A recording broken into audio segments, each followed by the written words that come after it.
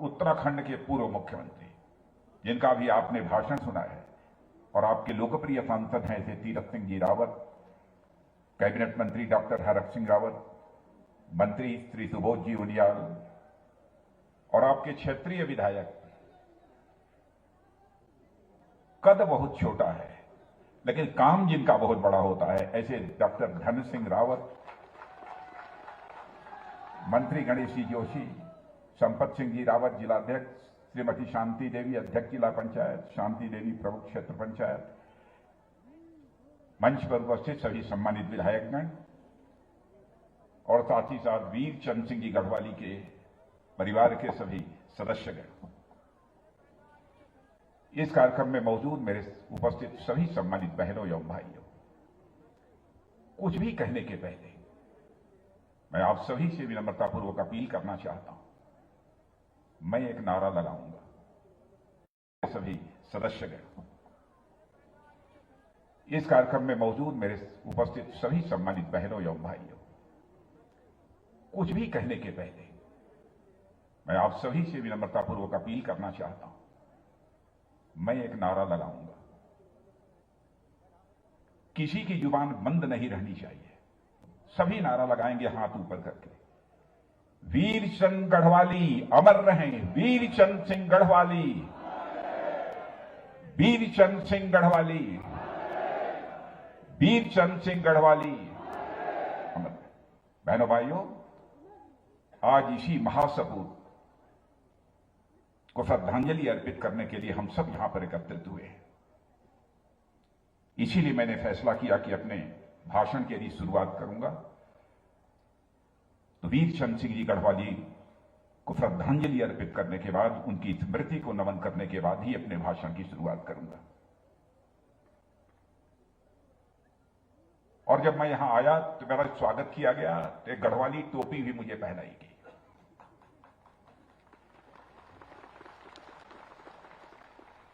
बहनों भाइयों, संयुक्त उत्तर प्रदेश का मैं मुख्यमंत्री भी रह चुका हूं। गढ़वाल और गढ़वालियों की आन बान शान से मैं अच्छी तरह परिचित हूं। मैंने फैसला किया कि जब तक मैं गढ़वाल की धरती पर रहूंगा, यह आन बान शान की प्रतीक टोपी को अपने सिर से नीचे नहीं उतारूंगा। इसीलिए मैंने इसको पहन रखा है।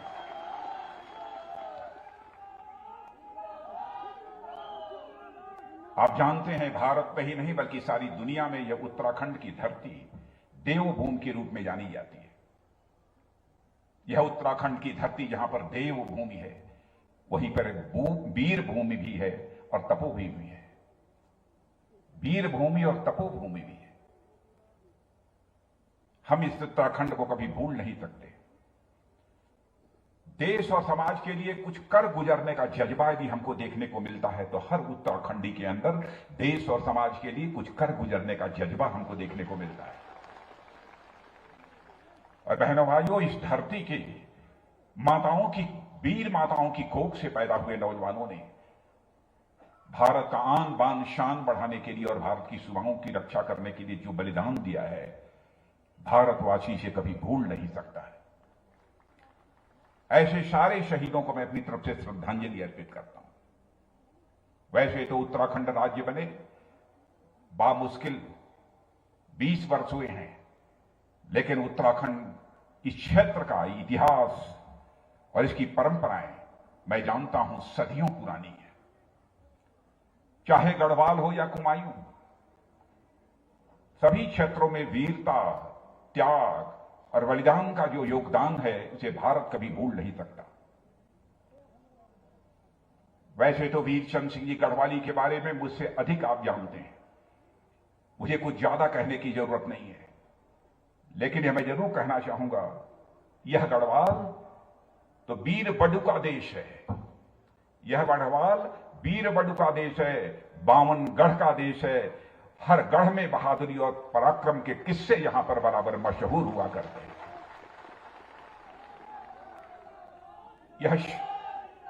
यह शौर्य और पराक्रम की धरती गढ़वाल को, इस शौर्य और पराक्रम की धरती गढ़वाल को मैं शीश झुकाकर नमन करता हूं।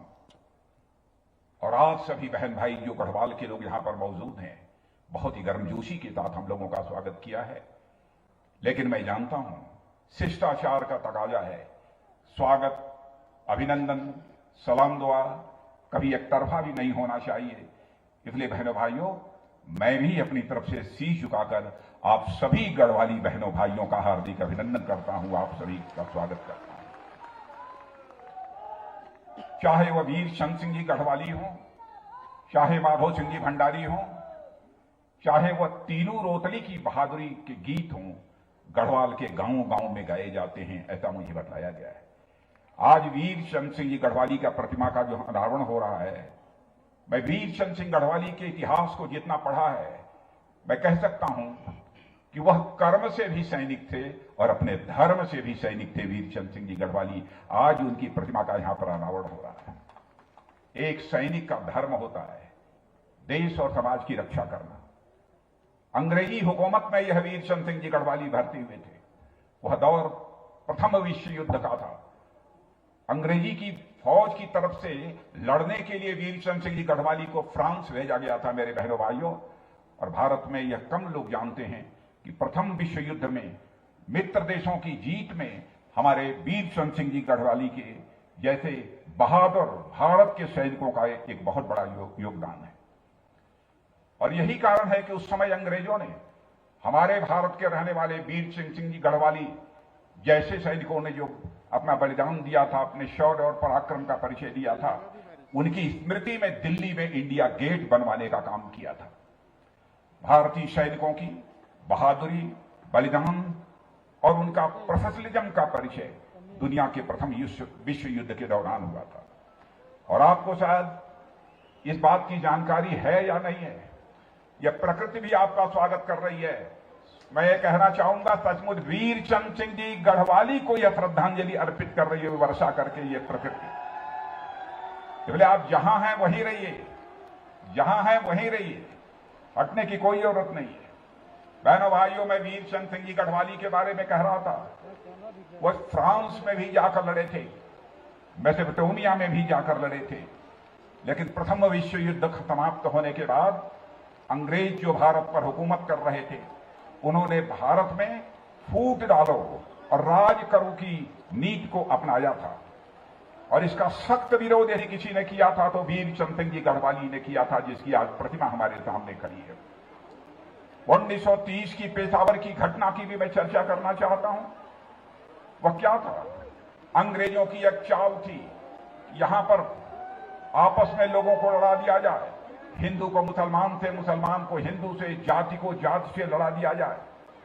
और नफरत फैलाने के लिए पेशावर में उस गढ़वाल राइफल्स की उस टुकड़ी को वहां भेजा गया जिसमें कि गढ़वाली लोग भी शामिल थे। जब पेशावर में प्रदर्शनकारी आगे बढ़ने लगे, कमांडर ने आदेश दिया, कहा कि गढ़वाली ओपन फायर। उन्हीं सेना के जवानों में एक जवान ऐसा गढ़वाली था जो गढ़वाली मां के कोख से पैदा हुआ था, बहादुर नौजवान। उसने कहा, जब कमांडर की आवाज सुनी कि कमांडर ने कहा गढ़वाली ओपन फायर, यही वीर चंद सिंह गढ़वाली ने कहा था गढ़वाली सीज फायर, गोली नहीं चलेगी। हम भारत में एक दूसरे के बीच नफरत नहीं पैदा होने देंगे। अंग्रेज चाहते थे निहत्थे लोगों पर गोली चला दी जाए, लेकिन इस स्थिति को वीर चंद सिंह गढ़वाली ने पूरी तरह से मेरे बहनों भाइयों भांप लिया था। वीर चंद सिंह गढ़वाली सहित उनके आदेश को मानने वाले सभी सैनिकों को या तो नौकरी से निकाल दिया गया, या तो उन्हें कठोर यातना दी गई, कठोर सजा भी उन्हें दी गई थी। मगर एक सच्चा, आप जानते होंगे, जो सच्चा सैनिक होता है, बहादुर सैनिक होता है, जब उसे आदेश मिल जाता है तो उस आदेश का वह पालन करता है। लेकिन मैं मानता हूं कि सैनिक के अंदर वह विवेक भी होना चाहिए। कभी कभी रक्षा करने के लिए भी गोली चलानी पड़ती है, कभी कभी रक्षा करने के लिए गोली नहीं भी चलानी पड़ती है। यह काम यदि किसी ने किया था तो वीर चंद गढ़वाली ने किया था।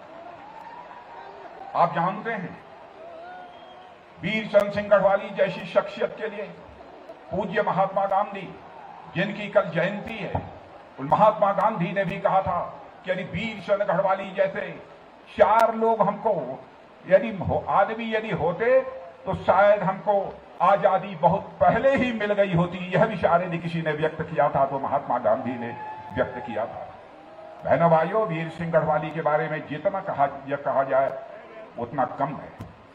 1930 में पेशावर में जब वह लड़े थे तो उन्होंने अपने सैनिक धर्म का पालन किया था, और जिस तरीके से उन्होंने सैनिक धर्म का पालन वीर सिंह गढ़वाली ने किया था, मैं बताना चाहता हूं, भारत और चाइना की सीमा पर हमारे देश के सेना के जवानों ने 2020 में बहनों भाइयों गलवान घाटी में अपने सैनिक धर्म का पालन किया था। ऐसे भारत के जवानों का भी अभिनंदन किया जाना चाहिए। बिहार रेजिमेंट के नौजवान दो हाथ पीएलए के यानी चीन की सेनाओं के साथ दो हाथ करने में वह पीछे नहीं रहे। हमारे भारत के सेना के जवानों ने अपना बलिदान दिया, लेकिन भारत की 1 इंच जमीन पर भी किसी को कब्जा करने की इजाजत नहीं दी। यह हमारे देश के सेना के जवानों का शौर्य और पराक्रम था। बहनों भाइयों, हमारे सेना के जवानों ने जब भी जरूरत पड़ी है अपने जहां शौर्य और पराक्रम की, वहां पर शौर्य और पराक्रम का परिचय दिया है, और जहां जरूरत पड़ी है संयम और धैर्य की, वहां पर हमारे देश के नौजवानों ने संयम और धैर्य का परिचय दिया है। भारत के सेना के जवानों की सबसे बड़ी खासियत यह है। और वीर सिंह गढ़वाली एक सच्चे व सैनिक तो थे ही, लेकिन वह स्वतंत्रता संग्राम सेनानी भी थे। और हमारे स्वतंत्रता संग्राम सेनानियों ने क्या क्या नहीं किया, इससे हम सभी अच्छी तरह परिचित हैं।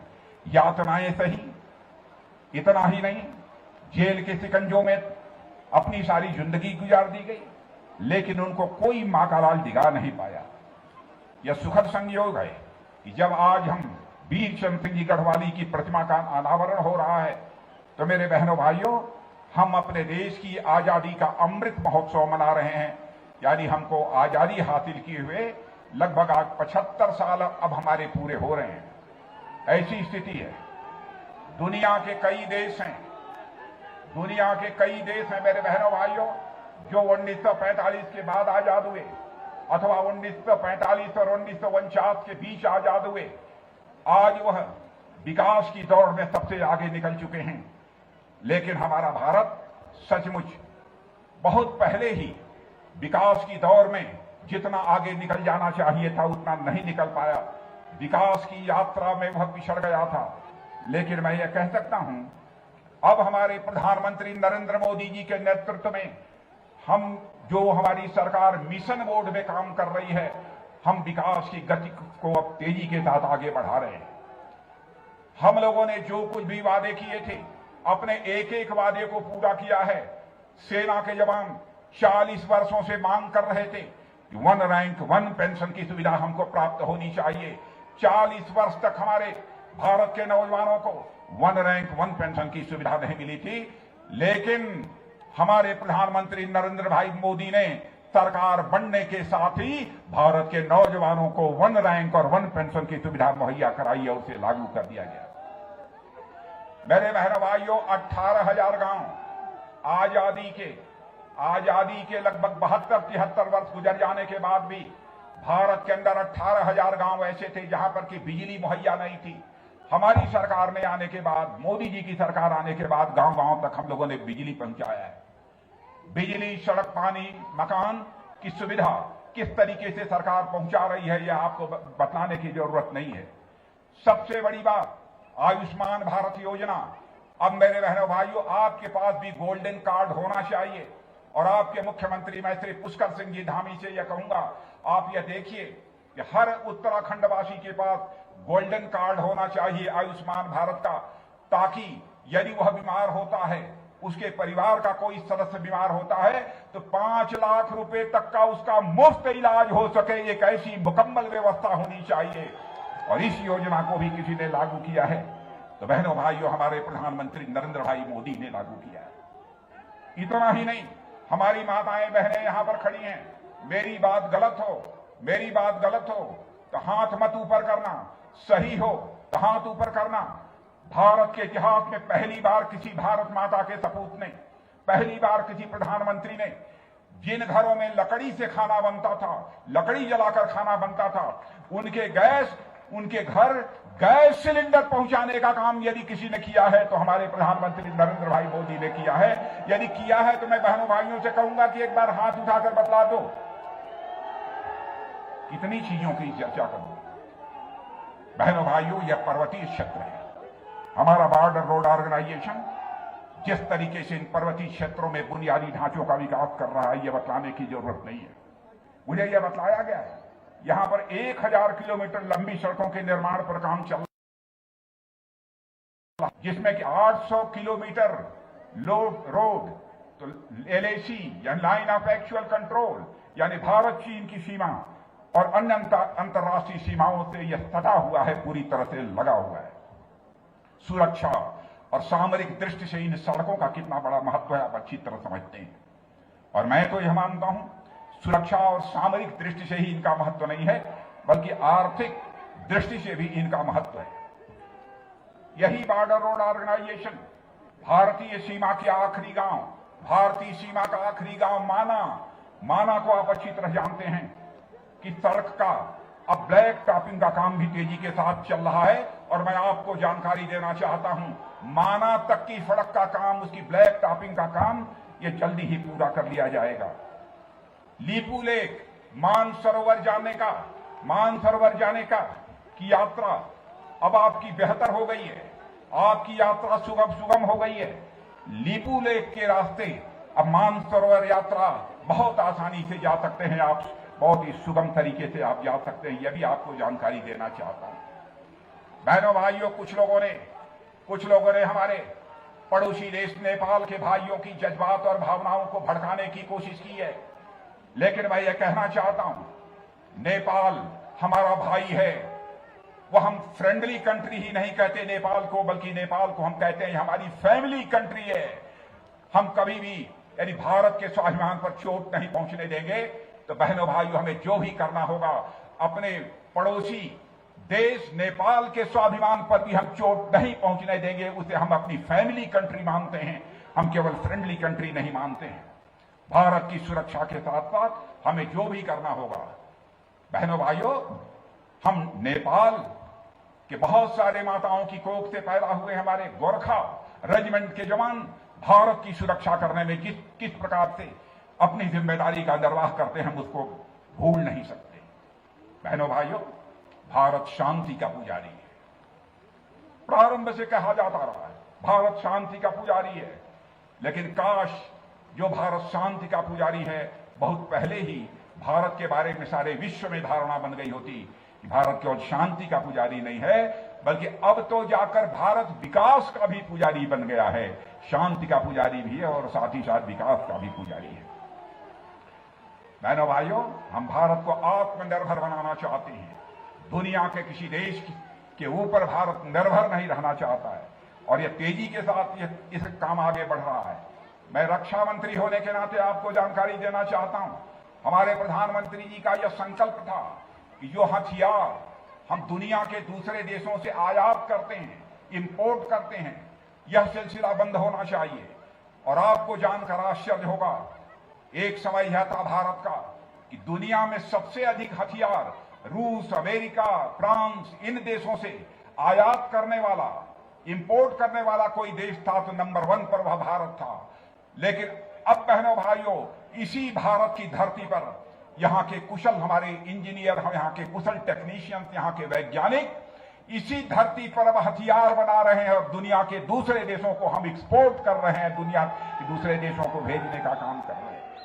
सबका साथ, सबका विकास, सबका विश्वास, इसी लक्ष्य को लेकर हम तेजी के साथ आगे बढ़ रहे हैं। बहनों भाइयों, उत्तराखंड का जहां तक सवाल है, उत्तराखंड राज्य बनने के बाद स्वामी जी, नित्यानंद जी स्वामी यहां के मुख्यमंत्री थे, सिंह जी खंडूरी यहां के मुख्यमंत्री थे, मानवर भगत सिंह जी कोश्यारी यहां के, जो कि आजकल राज्यपाल हैं महाराष्ट्र के, वह मुख्यमंत्री थे। आज हमारे निशंक जी, रमेश चंद्र जी पोखरियाल निशंक, वह भी मुख्यमंत्री थे। त्रिवेंद्र सिंह जी यहां मुख्यमंत्री थे। और एक मुख्यमंत्री जो रहे हैं यहां पर, इनको उनका भाषण आपके क्षेत्रीय सांसद तीरथ सिंह जी रावत, यह भी मुख्यमंत्री रहे हैं। सारे मुख्यमंत्रियों ने हमारे काम किया है बहनों भाइयों। लेकिन अब बहुत सोच समझकर हाईकमान ने यानी भारतीय जनता पार्टी ने फैसला किया कि पुष्कर सिंह धामी को अब के हाथों उत्तराखंड की बागडोर दी जानी चाहिए बहनों भाइयों, और उत्तराखंड के मुख्यमंत्री के रूप में इस समय अपनी जिम्मेदारी का निर्वहन पुष्कर सिंह धामी कर रहे हैं। इनकी सहजता, इनकी सरलता, इनकी विनम्रता से मैं समझता हूं उत्तराखंड का जन जन अच्छी तरह परिचित है, और इन्होंने कई महत्वपूर्ण काम किए हैं। कई महत्वपूर्ण काम इन्होंने किए हैं मेरे बहनों भाई। मुझे जानकर खुशी हुई कि राज्य के सरकारी, अर्ध सरकारी एवं पेंशनर को महंगाई भत्ता जो पहले 11% बढ़ाकर किया था, आते ही पुष्कर सिंह धामी ने उसे बढ़ाकर 28% करने का काम किया है। ऐसा काम यदि कोई कर सकता है, कोई नौजवान ही कर सकता है। 43,000 महिला समूहों को 6 माह तक 2,000 रुपया प्रति माह देने का फैसला, सहायता राशि देने का फैसला यही पुष्कर सिंह धामी आपके मुख्यमंत्री ने किया है बहनों भाई। ऐसा ही कई इस प्रकार की योजनाएं हैं। 29 साल से बंद पड़ी लखवाड़ा बहुउद्देशीय परियोजना अब फिर से शुरू हो गई है। केंद्रीय जल शक्ति मंत्रालय, मेरे गढ़वाल के भाइयों, आपसे भी मैं कहना चाहता हूं, यदि आपके घर में नल से जल नहीं आता होगा, तब हम लोगों ने, हमारे प्रधानमंत्री ने एक सिलसिला प्रारंभ किया है कि आगामी आने वाले कुछ वर्षों में इस हिंदुस्तान का एक घर भी नहीं शेष बचेगा जिस घर में जल नल के द्वारा पहुंचना न प्रारंभ हो जाए। ऐसा एक घर भी इस हिंदुस्तान में शेष नहीं बचेगा। यह हम लोगों का संकल्प है। उत्तराखंड में भी यह काम शायद प्रारंभ हो चुका है। उत्तराखंड में भी पुष्कर सिंह जी धामी बतला रहे हैं, यह काम अब तेजी के साथ प्रारंभ हो चुका है। और मैं यही कहना चाहता हूं कि सरकार की यदि नीयत है, यदि काम करने की यदि तड़पन है, तो सरकार कुछ भी कर सकती है। आप लोग कान लगाकर एक बात मेरी सुन लीजिए मेरे बहनों भाइयों। 2012 से 17 तक किसकी सरकार थी मुझे बतलाने की जरूरत नहीं, आप सभी अच्छी तरह जानते हैं। 2012 से लेकर 17 में, 2012 से लेकर 2017 तक किसकी सरकार रही है आप लोग जानते हैं। उसके बाद हम लोगों की सरकार रही है। मैं अंतर बतलाता हूं, यानी भारतीय जनता पार्टी की सरकार और अन्य सरकारों के बीच अंतर क्या है।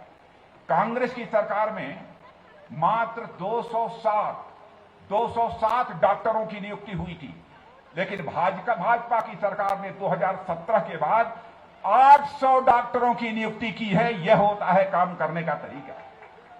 कांग्रेस शासन में 2012 से 17 के बीच 41 बाढ़ सुरक्षा कार्यों को पूरा किया गया, लेकिन 2017 के बाद हमारी सरकार ने 106 बाढ़ सुरक्षा कार्यों को पूर्ण किया है। यह कोई छोटी बात नहीं। उस समय केवल 2.3% ऑर्गेनिक फार्मिंग का क्षेत्र हुआ करता था, अब वह बढ़कर 34% पहुंच गया है। बहनों भाइयों, जब आप कोई चावल पकाते हैं तो चावल के सभी दानों को मलकर यह नहीं देखते हैं कि चावल पक गया कि नहीं पक गया। चावल के 4 दाने आप लेते हैं और हाथ पर मलते हैं। आपका यदि वह आप उसे मसल लेते हैं तो आप मान लेते हैं कि पूरा का पूरा चावल पक गया। आज मैं कह सकता हूं, आज कोई भी व्यक्ति उत्तराखंड के 4 राज्यों में चला जाए, उसकी समझ में आ जाएगा कि भारतीय जनता पार्टी की सरकारों में और दूसरी सरकारों में क्या अंतर होता है। यह साफ साफ आपको देखने को मिलेगा। और अच्छा किया है पुष्कर सिंह धामी ने जो यह नारा दिया है, भाजपा सरकार का दृढ़ इरादा, बातें कम काम ज्यादा। यह यहां के मुख्यमंत्री ने यह नारा दिया है। तो बहनों भाइयों, बातें कम होनी चाहिए लेकिन काम ज्यादा होना चाहिए। नहीं जानता पुष्कर सिंह धामी को मैं छात्र राजनीति से अच्छी तरह जानता हूं। उनकी ऊर्जा से, उनकी क्षमता से मैं अच्छी तरह परिचित हूं, और साथ ही साथ इस नौजवान मुख्यमंत्री के अंदर कुछ कर गुजरने का जज्बा भी है। बहनों भाइयों, यह भी हम लोगों ने देखा। लेकिन समस्या यह है, पुष्कर सिंह धामी के पास काम करने के लिए समय कम है। काम करने के लिए समय कम है। लेकिन आप लोग क्रिकेट खेलते हैं कि नहीं, क्रिकेट देखते हैं कि नहीं? कितने लोग क्रिकेट देखते हैं? जो हाथ उठाओ, सब जानते हैं। अगर मैं क्रिकेट की भाषा में कहूं तो 2020 के मैच में इन्हें आखिरी ओवर में उतारा गया है क्रिकेट के मैदान में खेलने के लिए।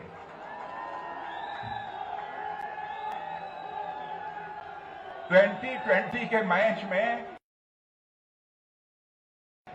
मैदान में उतारा गया है। लेकिन बहनों भाइयों, मुझे पूरा विश्वास है, भले ही आखिरी ओवर में पुष्कर सिंह धामी को मैदान में पुष्कर सिंह धामी बड़े धाकड़ बल्लेबाज हैं, विजय हासिल करके रहेंगे, यह मुझे पूरा विश्वास है। यह सारी टीम जो यहां पर बैठी है, सारी टीम जो यहां पर बैठी है, एक साथ मिलकर, एकजुट होकर, जितने भी हैं, कौशिक, हमारे यह सब सारे मंत्री यहां पर जो बैठे हैं, हमारे केंद्र सरकार में मंत्री अजय सिंह भट्ट जी, अजय भट्ट जी, यह सब सारे लोग मिलकर फिर से यहां पर विजय हासिल करेंगे, ऐसा मेरा पूरा विश्वास है। आज के अवसर पर मेरे बहनों भाइयों, इससे ज्यादा कुछ न कहते, पानी बरस रहा है, फिर भी इतनी बड़ी संख्या में आप लोग खड़े हैं, इसलिए जल्दी जल्दी बोलते हुए मैंने भी अपना भाषण समाप्त किया है, ताकि ज्यादा देर तक आप लोगों को न खड़ा नहीं, अब लंबा नहीं, इसीलिए मैंने जल्दी जल्दी बोलकर अपना भाषण समाप्त किया है। ईमानदारी की यह बात तो यह है कि मैं तो चाहता था, यदि आसमान खुला होता, पानी न बरसता होता बहनों भाइयों, तो मैं आपके साथ सीधा संवाद करता, आप सबके साथ मैं सीधी बातचीत करता। लेकिन मैं अपनी केंद्र की सरकार के द्वारा आपको यही भरोसा देकर जाना चाहता हूं बहनों भाइयों, हिंदुस्तान का विकास तो तेजी के साथ हो रहा है, और अपना सीना ठोक कर दुनिया के देशों के सामने आप बोल सकते हो डंके की चोट पर कि भारत हमारा यह कमजोर भारत नहीं रहा है, बल्कि हमारा भारत यह दुनिया का ताकतवर देश बन चुका है, मजबूत देश बन चुका है। और मैं यह भी बतलाना चाहता हूं, भारत की सीमाओं की सुरक्षा का यहां तक प्रश्न है, भारत के इतिहास के पन्नों को पलट कर कोई देखे, भारत का इतिहास इस बात का साक्षी है मेरे बहनों भाइयों, भारत ने आज तक दुनिया के किसी एक देश पर भी कभी आक्रमण नहीं किया है। भारत ने दुनिया के किसी देश की 1 इंच जमीन पर कब्जा नहीं किया है। यह भारत का चरित्र है, क्योंकि भारत की धरती पर रहने वाले ऋषियों और मनीषियों ने भारत की सीमा में रहने वाले लोगों को ही अपने परिवार का सदस्य नहीं माना, बल्कि पूरे विश्व की धरा पर रहने वाले लोगों को अपने परिवार का सदस्य मानते हुए वसुधैव कुटुंबकम का संदेश सारे विश्व को यदि किसी देश की धरती से गया है तो केवल और केवल वह भारत देश की धरती से गया है बहनों भाइयों।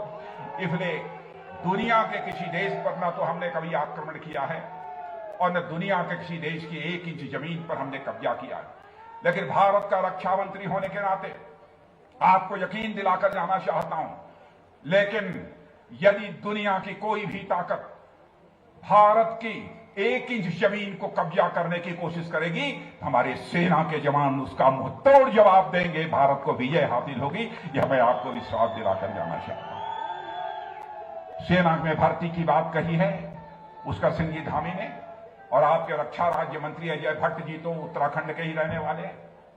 बहनों भाइयों, मैं जाकर इसकी जानकारी हासिल करता हूं, जल्दी से जल्दी यह